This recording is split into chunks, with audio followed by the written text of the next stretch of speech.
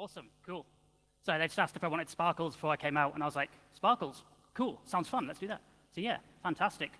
So hello, Kawaiicon. How are you doing? I hope you're all awake and more than I am at midday, maybe. So yes, anyway, I'm here to speak about my talk, Hunting for Gargoyles. It's a little bit of a last-minute filling in slot, so apologies in advance if the slide deck is a little bit too corporate, not as kawaii as it could have been. I tried. There's a little bit of kawaii in there. So, quick agenda before we get started. I'm going to talk about who I am very, very, very, very briefly, don't worry, because this is the first time I've been in Kawaiicon or KiwiCon or New Zealand at all. Nice country. Thank you for having me in here. Yay. I'm going to talk very briefly about the attack itself, Gargoyle, very briefly because I've only got a 30-minute time slot, and this is the slot just for lunch, so I don't want to overrun because then I'll be very hungry. Then I'll talk about detection, which is the interesting, cool stuff where we'll talk about, the kernel and all that jazz. And then I'll talk a little bit about automating the attack and automating the detection and the kind of pitfalls that it's easy to fall into and the things to look out for when doing so. So, first off, about me. I'm Aliz Hammond. Don't worry about pronouncing my name wrong. Everyone does it. Don't worry. I'm based in Singapore. Been there for about 3-4 years-ish. I'm all the way from England, as you can see from this fantastic chap who is, yes, well, if you follow British politics, you probably recognize the picture.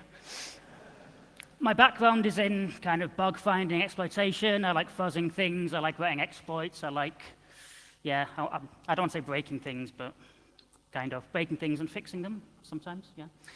Hobbies-wise, I'm into like DIY, chess, electronics, old computers. If anyone wants to talk about old computers, come and talk to me about them. They're fun stuff. Because I like to dabble in electronics, kind of digital electronics, because analog's too hard for me. But I like to dabble in digital electronics, and that has given me this mindset of when I approach a computer problem about detection of malware, I'll come from the bottom up. I'll start looking at the kernel first and move upwards, as opposed to an upward-down approach of looking at a web browser and then all that stuff. It's just the orientation of my mindset, maybe. My role at F-Secure Countercept is that I'm a researcher supporting threat hunters. So all my time is spent doing research into real-world attacks. Okay, yeah, I say that, and then at the end, the first question I always get after this talk is, have you seen this attack in the wild? And I have to say no. So I look into real-world attacks and this one. So I'm not a threat hunter myself, so I'm not like up to date with all like the latest APTs and threats. Typically, I'm kind of a point of elevation for the threat hunting team that they have like an amount of time that's budgeted to research, and if something's going to go over that, they'll throw it off to me, and I'll have to like go and stare at it repeatedly until it gets into submission and I figure it out. Anyway, onto the first section of what is Gargoyle, since it's not particularly well known. I think it should be. But to really describe it well, I need to go into a bit of historical context, and I'm sure you all well, I'm guessing a lot of you might know this already if you do like malware research and that kind of thing. Stick with me, it'll get interesting, promise. So, if we think back in the day, the 2000s kind of era, when malware came onto your system, speaking from a purely Windows perspective here, when malware came into your system, it would use some bug, break into your system, and then typically drop some kind of malicious executable. So it might be, back office, sub 7, that kind of era. It would be written to your disk, and then the registry would be modified so that it would be loaded and all that jazz. So the industry responded with antiviruses that would examine every file on the disk and look for suspicious things. But one thing I do want to point out here is that when this was done, there was usually almost always a filter on file types. So if someone has a gigantic 10 megabyte bitmap image, the antivirus wouldn't scan through it for like an MBR infector, because that would just be silly and it would take too long. And in contrast to it being an optimization to make things faster, it's more of an optimization to make things like usable and possible. Here's a relic. I don't know if you can see, but this is the blaster worm from back in the day, complete with vitriol to poor Mr. Bill Gates. Anyway, after that era, time frames are very, very approximate here. After that era, people started dropping their malware into memory and running systems, wanted to avoid hitting the disk, avoid its detection. So because of that, we started to see EDR tools that would examine system memory in real time, scan for badness, that kind of thing. And again, these tools would filter based on memory permissions.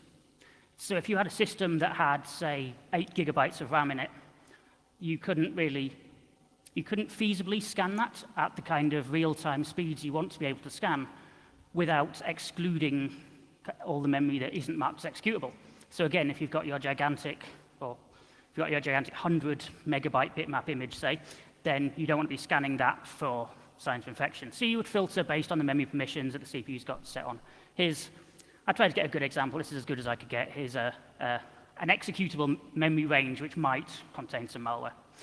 So the whole Gargoyle attack is an evolution of that, I think, to some degree. And it works by hiding malicious code in areas of memory which aren't executable. It's a really cool attack. It's been around for a couple of years. I say the POC was out March 2017, and until I did this research, there was no detection method, at least that I'm aware of, that I could find. Maybe my Googling skills weren't up to it. Here's my screenshot. All I'm saying here is all we've got here is some memory that's readable, read-write. There could be badness lurking in there, and we wouldn't know about it. I don't know. As I alluded earlier, I'm sorry. We haven't seen this in the wild, but this could be because it's hard to detect. We have seen our own red team using it, though. This is a post by one of our guys, Wilberg S, back in 2018. I say one of our guys. I'm sorry. We were acquired. We used to be MWR, and we were acquired by F-Secure, so sorry about the confusion there. But this is one of our guys took a Cobalt Strike beacon and modified it to use Gargoyle such that it's much more stealthy. So we don't see it in the wild, but we use it. Not sure if that counts. OK, so onwards to talk about what it is. So as I alluded to before, it's a method of hiding executable payloads and malware in non-executable memory, which is quite a feat given the difficulty of subverting that. This executable code is very briefly made executable in a kind of time window. And I say very briefly, there's a POC of the attack, which I think it's every 5 minutes or I can't remember now. Oops.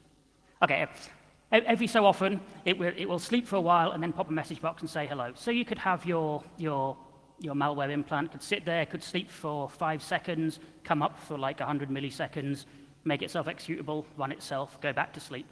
And unless your EDR tool is scanning right at the right moment, just at the right moment, then you're going to miss it. No good.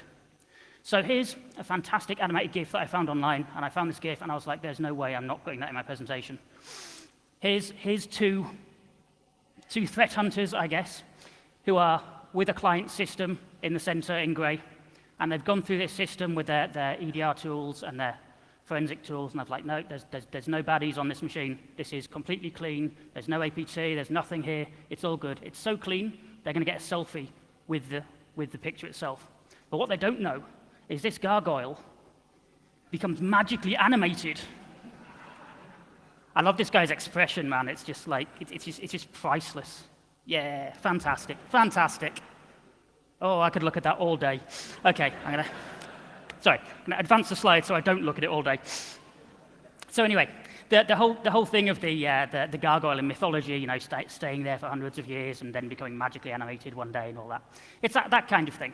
So you might be thinking this is easy to do by having a small stub of code that you have like your main malware is all non-executable, and then you have a tiny little stub which is in charge of waking up the main payload and making it executable and calling it. But Gargoyle, it doesn't do that. And this is why it's such a cute attack, such a kawaii attack.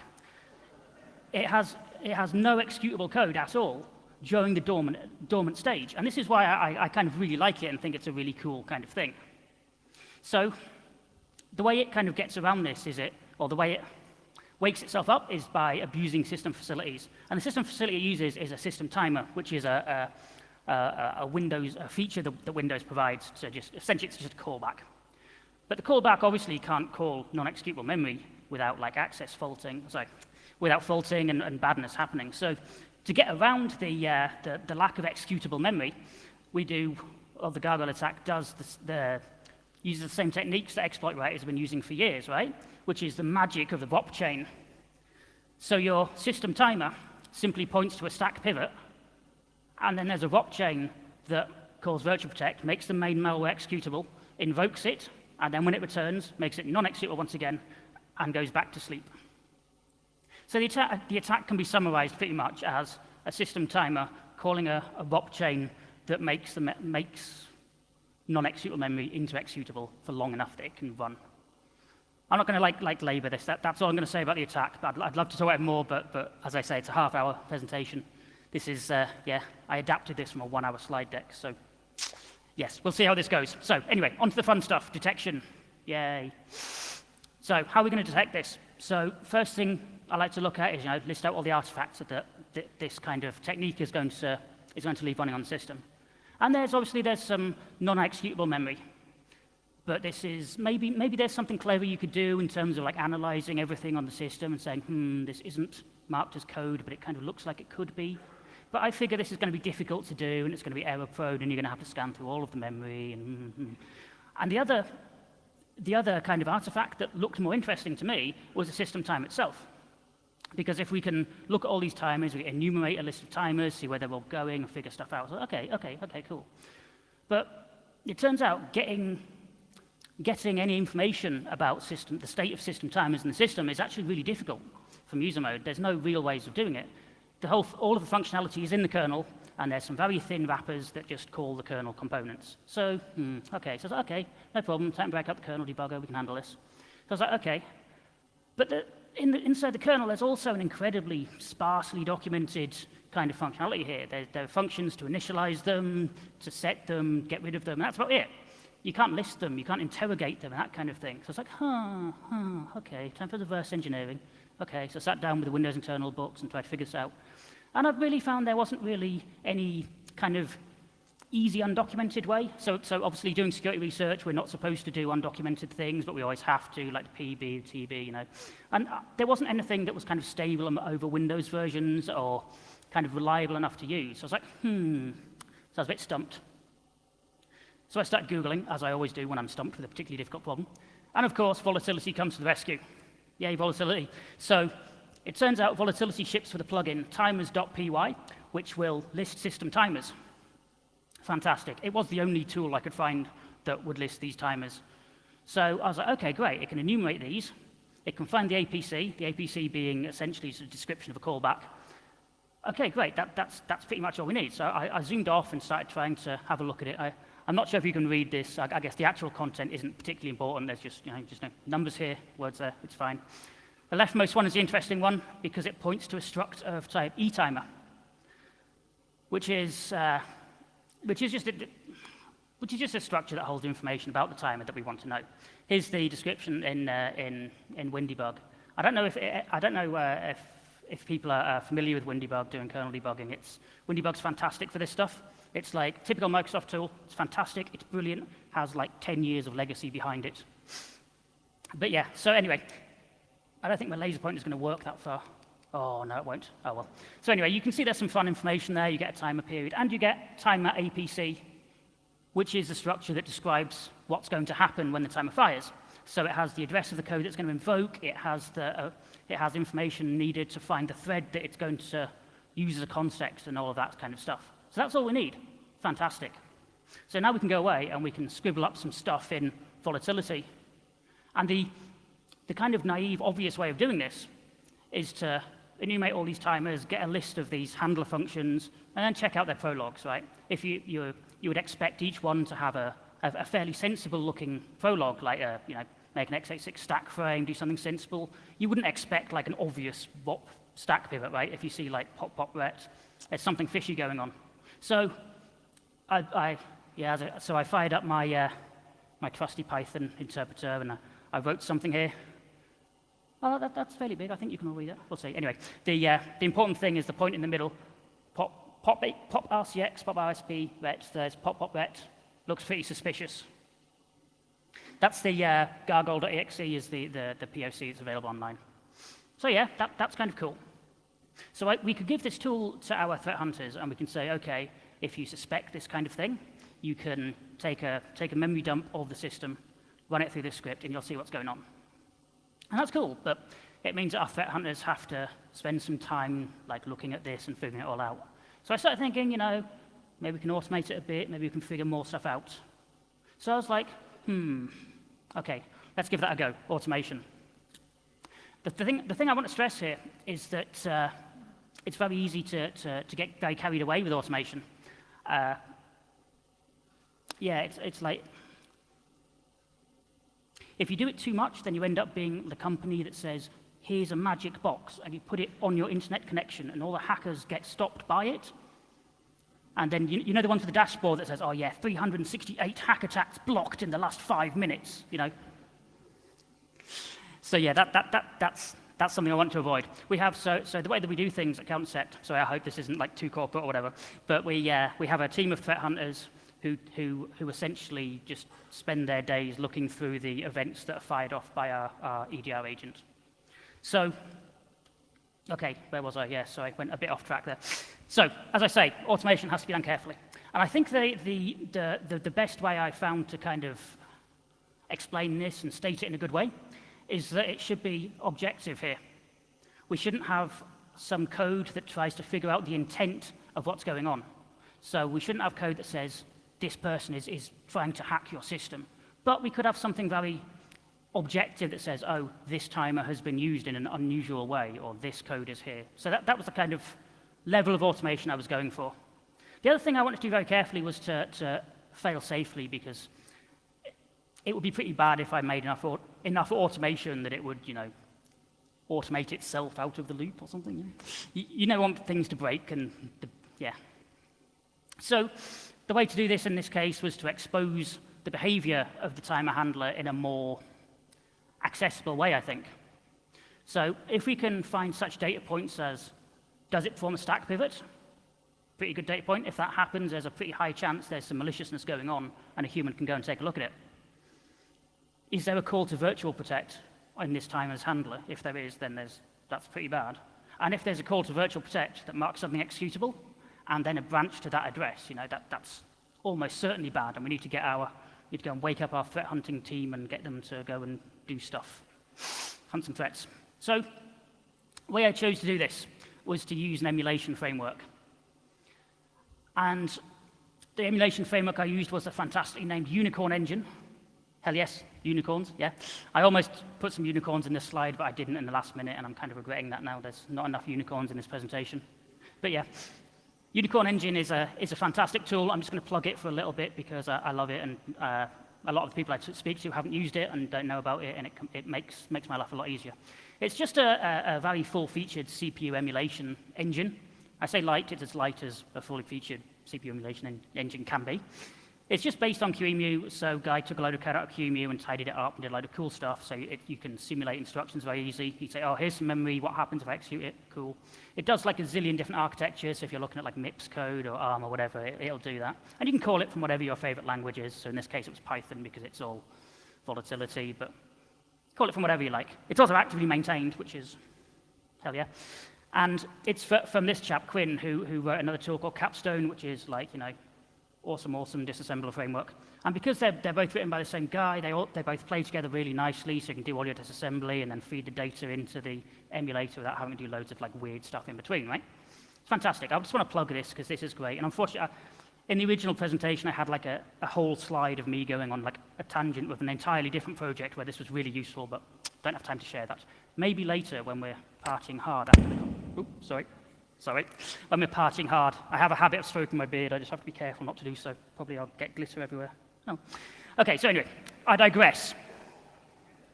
So I went away and I scribbled up some code to do this, and this may well be too small for people to read, but there's just a column here that says, has it adjusted page permissions? And it says true, which is, I guess it's not a particularly glamorous looking, I should have had it like with a burst of glitter or something. That would have been a bit more. But yeah, not very glamorous looking, but it detects it. And it fails safely as well in that if it can't emulate something, which happens like reasonably often, like not like reasonably often, but reasonably often, in that there's quite a lot that Unicorn can't do. Some things because it's unusual enough that it's not implemented.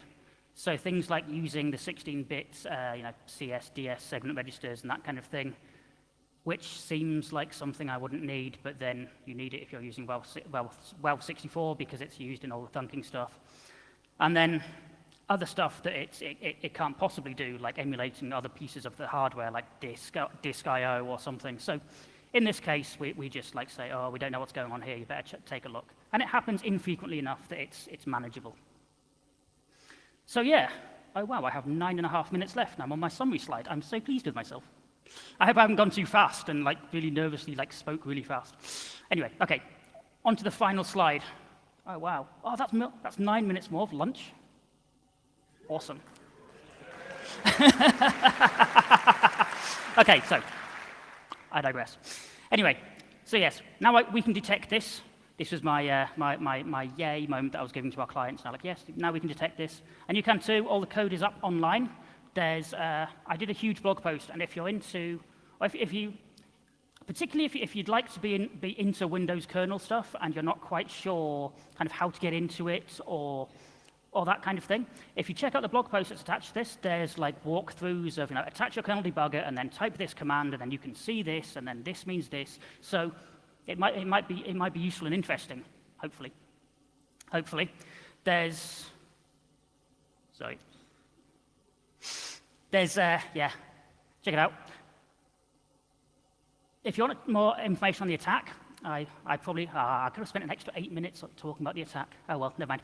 So if you want more information about the attack, which is by this chap, Josh something, I'm not going to say it just in case I mispronounce it, because it would be so disrespectful if I mispronounced his name while talking about his attack. But the chap who developed this attack, check it out. He has like a nice graphic and he explains it a lot better than me just saying, oh yeah, it's a ROP chain, it's great. If you're interested in me, check out my Twitter. It's my personal Twitter. I talk about loads of stuff. I always talk about like computer security, breaking stuff, talk about old computers, fun stuff, and then I talk about loads of other stuff that might not interest you. So take it with a pinch of salt. You might like it, you might not. And I'll be happy to answer any questions the remaining 7 minutes and 40 seconds. Dun, dun, dun, dun, dun, dun. Okay, you're all in a stunned, amazed silence by how great I am. I'll take that. Thank you. Thank you, everyone.